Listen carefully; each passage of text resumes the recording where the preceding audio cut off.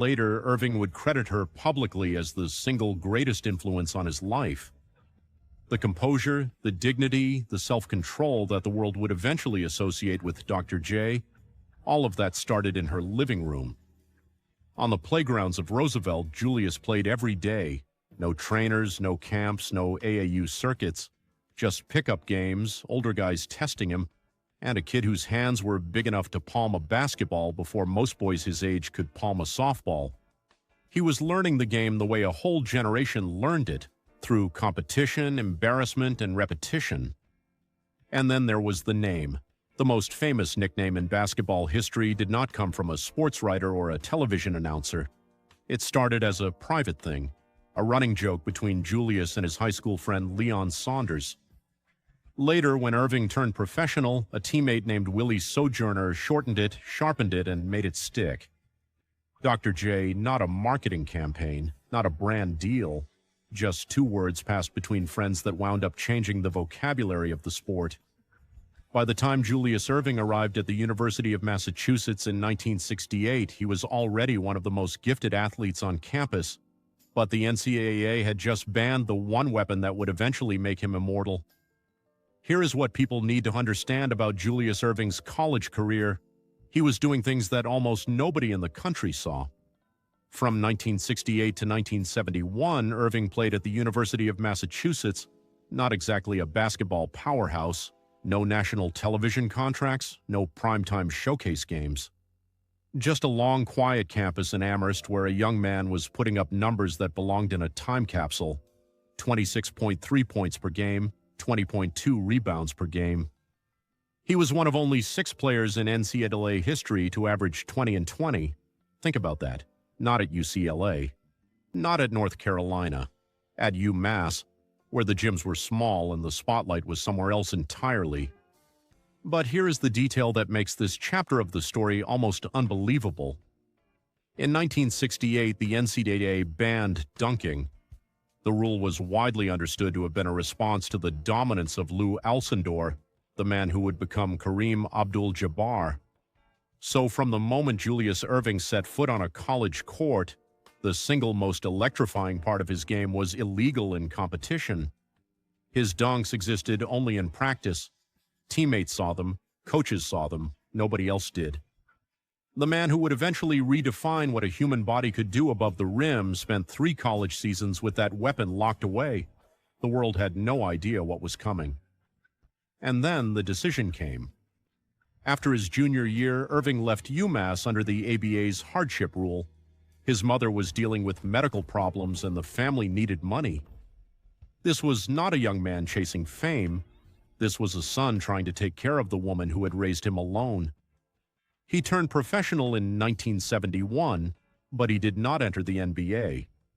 He entered a rival league that most of America ignored, and he signed a contract that would later be exposed as one of the most lopsided deals in basketball history. The American Basketball Association in 1971 was professional basketball's other side of the tracks. Flashy, underfunded, desperate for attention, and stocked with players who were either too young, too unconventional, or too black for the NBA's front offices to care about. It was the perfect place for a talent like Julius Erving, and the worst possible place for his wallet.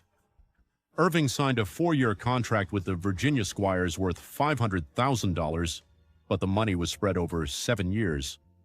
Later, it came to light that the agent who brokered the deal was simultaneously employed by the Squires themselves.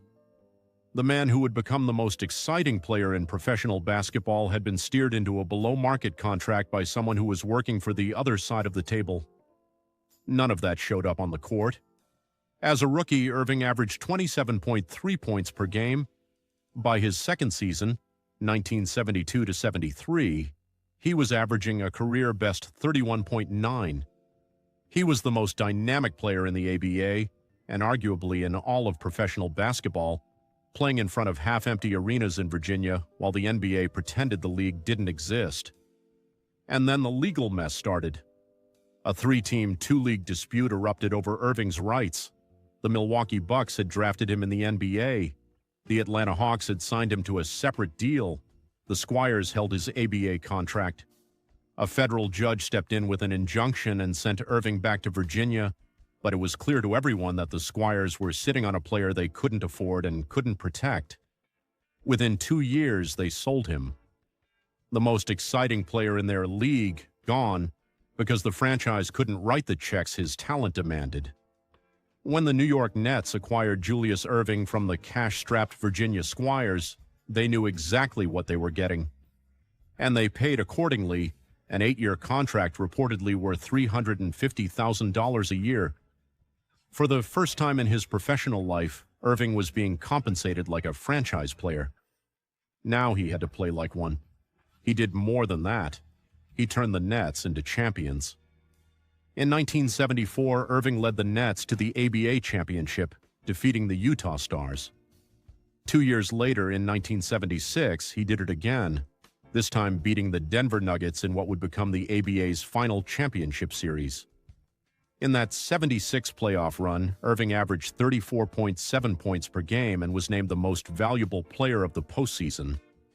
His final ABA season was historically unique. According to league records, 1975-76 was the only season in ABA or NBA history where a single player finished in the top 10 in every major statistical category simultaneously. Scoring, rebounding, assists, steals, blocks, all of it. Nobody had done it before. Nobody has done it since. But here was the tragedy buried inside the triumph. Almost nobody saw it. The ABA had minimal television coverage, no national broadcast deals, no highlight packages reaching living rooms across the country. Julius Erving was playing the most complete basketball of his life in a league that America could barely watch. His greatness was real, but it was largely invisible to the mainstream. And yet his reputation traveled anyway, word of mouth, playground legend. The few who saw him play told everyone else. Dr. J became the argument for the merger, the living proof that the ABA had talent the NBA could not afford to ignore. In 1976, the ABA finally merged with the NBA, and the celebration lasted about 5 minutes before the New York Knicks handed the Nets a bill for $4.8 million, setting off the chain of events that would rip Julius Erving away from New York forever. Before we talk about the money and the betrayal, we need to talk about the dunk. In 1976, the ABA held its inaugural Slam Dunk Championship, the first organized dunk contest in professional basketball history. Julius Erving entered, and what he did that day became one of the most replayed moments in the sport's existence. He started at the opposite free throw line, full stride, the ball cradled in one massive hand. He left the ground from behind the foul line, hung in the air longer than physics should have allowed, and threw the ball through the rim with a force that made the backboard shudder. The free throw line dunk. Remember, this was the man whose dunks had been banned in college, the man whose ABA highlights barely existed on television, and now in one single moment he showed the entire basketball world what they had been missing. That dunk didn't just win a contest, it rewrote the visual language of basketball. But off the court, the merger was turning into a disaster for Erving personally. The New York Knicks, as the established NBA franchise in the market, demanded $4.8 million from the Nets as a territorial fee for entering the league. The Nets owner, Roy Bowe, couldn't afford both the fee and the salary increase he had promised Erving. So Bowe broke his word. Erving held out. The Knicks were offered Erving's contract directly and turned it down. That decision has since been called one of the worst in franchise history. Meanwhile, a buyer emerged from Pennsylvania. The Philadelphia 76ers were willing to write a $3 million check for the right to call Dr. J their own. And just like that, the most exciting player the ABA had ever produced was heading to a new city, a new league, and the biggest stage of his career. If the Knicks didn't want Dr. J, somebody else did, and the Philadelphia 76ers were about to find out exactly what $3 million could buy. The Philadelphia 76ers didn't hesitate. In the fall of 1976, they wrote a check for $3 million, one of the largest sums ever paid for a single player at that time, and brought Dr. J to the NBA's biggest stage. Erving chose to wear number 6. Not because it was available, not because it looked good, because it belonged to Bill Russell. The man who had won 11 championships in Boston, who had carried himself with a dignity that transcended the sport, that was the lineage Julius Erving wanted to claim. He wasn't just joining a new league, he was announcing where he believed he belonged in basketball history. The impact was immediate. In his first NBA season, the Sixers became the league's top drawing team.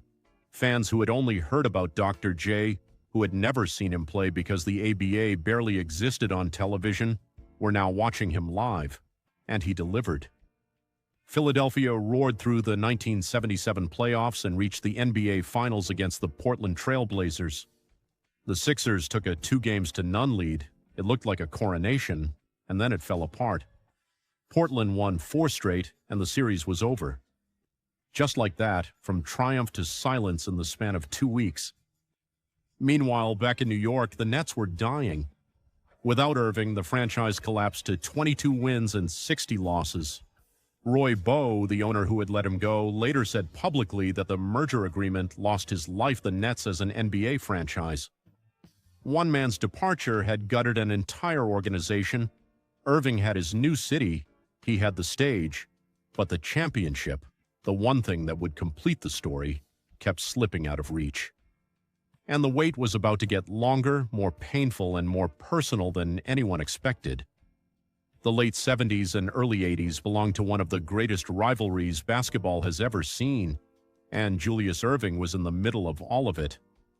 The Philadelphia 76ers and the Boston Celtics met in the Eastern Conference Finals in 1980, 81, 82, and again in 85. 4 times in 6 years, Erving against Larry Bird, Philly against Boston. 2 franchises, 2 philosophies, 2 of the most competitive players alive, and neither one willing to give an inch. That rivalry was so defining that it inspired one of the first major sports video games, EA Sports One-on-One, Dr. J versus Larry Bird. The matchup had crossed over from the court into popular culture. But before the Bird Wars became legend, Erving created a moment that still defies explanation. Game 4 of the 1980 NBA Finals, Los Angeles Lakers against Philadelphia. Erving drove baseline to the right side of the basket, left the ground, and somehow kept going. Past the backboard, past the point where any normal player would have been forced to throw the ball away. He reached back behind the glass and laid it in with a reverse finish that made even the Lakers stop and stare. The baseline move. It has been replayed tens of thousands of times. It remains one of the 2 or 3 most famous individual plays in NBA history. In 1981, Erving was named the NBA's most valuable player. The award confirmed what everyone already knew. He was the best and most important player in the league, and yet the championship still would not come. The Sixers kept running into Boston. They kept coming close. They kept losing. By 1982, Erving had been a professional for over a decade. He had titles from a league that no longer existed. He had the MVP in a league that still wouldn't give him the ring, and the 76ers front office decided it was time to make the one move that could change everything. The missing piece had a name, and everybody in basketball knew it. Moses Malone, the reigning NBA most valuable player, signed with Philadelphia prior to the 1982-83 season. He was the most dominant center in the game, a relentless rebounder and scorer who had carried the Houston Rockets as far as his body could take them. Now he was standing next to Dr. J. The Sixers weren't building a team. They were building a statement, and Moses made the statement himself before the playoffs even started. Asked how the postseason would go, Malone reportedly answered with 3 words that became part of basketball scripture. The prediction was bold and borderline reckless, and it turned out to be almost exactly right. Philadelphia went 12-1 in the 1983 playoffs. They swept the New York Knicks. They swept the Los Angeles Lakers in the finals. 12 wins, 1 loss. One of the most dominant postseason runs the league had ever seen. Moses Malone was named Finals MVP, but everyone understood what that championship meant for Julius Erving. This was his 7th NBA season, his 12th as a professional. He had carried teams, changed leagues, redefined positions, and now finally he had the ring. The man who made basketball fly had landed. Championships are supposed to change everything. For Julius Erving, 1983 was both the peak and the beginning of the descent. The years after the title were not dramatic or scandalous. They were something harder to watch, a gradual, visible erosion of the physical gifts that had made Dr. J unlike anyone else. His scoring average, which had been 22.4 points per game during the championship season, slid steadily downward. By 1985 to 86, it had dropped to 16.8. The hang time shortened. The drives to the basket came less often. The man who once played above the rim was learning to play below it. He was still effective, still respected, still capable of moments that reminded everyone who he was. But the nightly dominance was gone, and both Erving and the fans in Philadelphia knew it. The organization around him was changing too. Moses Malone, the force that had pushed the Sixers over the top, was traded to the Washington Bullets after the 85 to 86 season. The roster that had been built to win now was being dismantled. The Sixers' last deep playoff run of the Erving era came in 1985, when they lost to the Celtics in the Eastern Conference Finals. After that, the window closed. Philadelphia was no longer a championship contender. They were a team in transition, held together mostly by the presence of a legend who was running out of time. Watching greatness fade is one of the hardest things in sports. There is no enemy, no controversy, just the clock, doing what the clock always does. In the spring of 1987, Julius Erving announced that his 16th professional season would be his last, and the NBA gave him a farewell unlike anything the league had ever seen. No player before Julius Erving had received anything like it. When he announced prior to the 86 to 87 season that it would be his final year, arenas across the league responded with something that went beyond sportsmanship. Every road game became a ceremony. Standing ovations in cities where he had been the opponent for a decade. Gifts, tributes, video presentations. From Boston to Los Angeles, from Chicago to Detroit, the NBA stopped to say thank you to a man who had helped make the league what it was. Erving averaged 16.8 points per game that final season. He was 36 years old. The explosiveness was gone, but the intelligence, the footwork, the hands, those hadn't aged. He could still create shots that younger players couldn't imagine, even if his body could no longer finish them the way it once had. The Sixers made the playoffs but lost in the first round. There would be no storybook ending on the court, no final championship, no last-second shot to ride off into history. But the farewell itself became the story. The NBA had never collectively honored an active player this way. It set the template, the retirement tour, the city-by-city goodbye, the recognition that some careers are too important to let end quietly. When Kobe Bryant received his farewell tour decades later, the model had already been built. Dr. J built it. His final game came and went. The arena emptied. The uniform came off for the last time. 16 professional seasons, 5 in the ABA, 11 in the NBA, 3 championships, 4 MVP awards across both leagues. A career that had literally changed the way the game was played. The cheering stopped, the arena lights went dark, and the man who had changed basketball walked away, but the life waiting for Dr. J outside the game would prove far more complicated than anything he ever faced between the lines. Most athletes retire and disappear. Julius Erving retired and became a corporation. Within a few years of hanging up the jersey, he had moved into broadcasting, corporate endorsements, and business ownership, including an investment in a Coca-Cola bottling franchise that gave him a foothold in a world most former players never touched. He had been one of the first basketball players to have a signature shoe marketed under his name during his playing career, years before the sneaker industry became a billion-dollar arms race. Dr. J understood branding before the sports world had a word for it. In 1993, he was inducted into the Naismith Memorial Basketball Hall of Fame. 3 years later, the NBA named him to its 50 greatest players list. The honors confirmed what the record already showed. His career had reshaped the sport from the ground up. On paper, the post-basketball chapter looked flawless, dignified, controlled. Exactly what you'd expect from a man who had carried himself with composure through 16 professional seasons, 2 leagues, and every type of pressure the game could generate. But behind that polished surface, Julius Erving's private life was fracturing in ways the public didn't know about until the summer of 1999.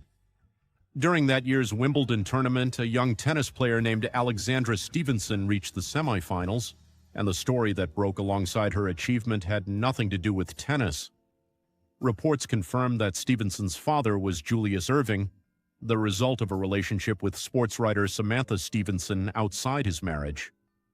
The story detonated across tabloids and sports pages simultaneously. The contrast between Erving's carefully maintained public image and this private reality became unavoidable national news. His marriage to Turquoise Erving, which had lasted decades, eventually ended in divorce. The composure that had defined Dr. J on the court could not hold everything together off it. The cracks had been there, they just hadn't been visible until now. The public revelation was painful enough. But the worst moment of Julius Erving's personal life was still ahead, and it involved a loss that no amount of dignity or discipline could absorb. On May 28, 2000, Julius Erving's 19-year-old son Corey went missing. His car was found near a retention pond in Seminole County, Florida. For weeks, there were searches, press conferences, and the kind of agonizing silence that no family should have to endure in public. On July 6, 2000, Corey's remains were recovered from the pond. According to reports at the time, investigators concluded that the passing was consistent with an accident, but the details surrounding exactly what happened that night were never fully resolved to everyone's satisfaction. What was beyond dispute was the devastation it left behind. Julius Erving spoke publicly about his son's passing with the same measured composure he had brought to every other moment of his life, but the weight of it was visible. This was not a basketball loss, not a contract dispute, not a tabloid headline that would fade after a news cycle. This was permanent, irreversible, a father burying his child. In the years that followed, Erving referenced Corey's passing sparingly but honestly in interviews, making clear that the loss had reshaped his understanding of everything: success, legacy, faith, family. He did not perform grief for cameras. He carried it the way he had always carried things, privately, with as much control as the situation allowed. But some things cannot be controlled, and anyone who watched Julius Erving navigate those years understood that the price of being Dr. J, of being composed, dignified, unbreakable in public, was that the world never quite saw how much he was carrying. Here is what gets lost when people rank Julius Erving on all-time lists and argue about where he falls compared to the players who came after him. He didn't just play the game at a high level, he invented a version of the game that didn't exist before he showed up. Before Erving, basketball above the rim was power, big men dunking because they were close to the basket and tall enough to reach it. What Erving introduced was something entirely different: athleticism as artistry, hang time as expression. The idea that a player could leave the floor, make a decision in midair, adjust, create, and finish in a way that nobody had planned or practiced. He turned improvisation into the highest form of basketball skill. Michael Jordan has said publicly and repeatedly that Erving was his primary inspiration, not a casual influence, the model, the template, the reason Jordan believed a guard could dominate a game through above-the-rim creativity.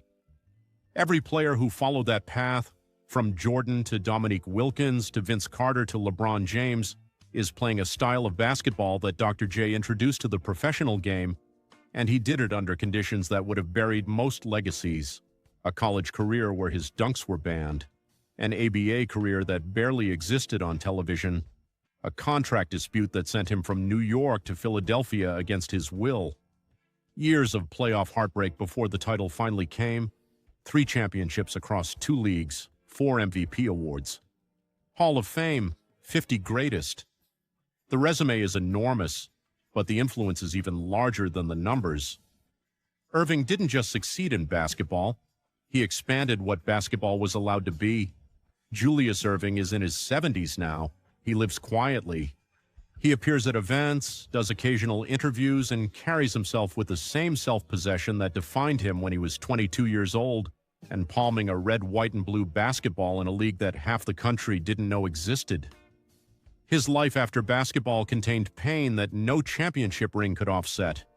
The public unraveling of his